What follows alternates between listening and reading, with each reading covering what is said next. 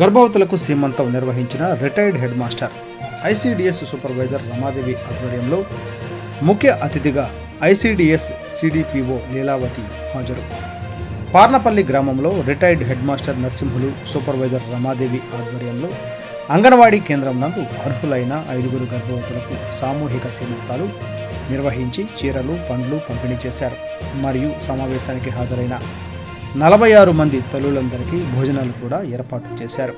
ఈ కార్యక్రమానికి ముఖ్య అతిథిగా విచ్చేసిన ఐసీడీఎస్ సిడిపిఓ లీలావతి దేవి మాట్లాడుతూ గర్భవతులు తీసుకోవాల్సిన జాగ్రత్తలు మరియు పోషకాహారం, చిన్నారుల పోషణ స్థితిపై సూచనలు తెలియజేస్తూ ఈ కార్యక్రమంలో పూర్తి సహకారాన్ని అందించిన నరసింహులను ప్రశంసించారు.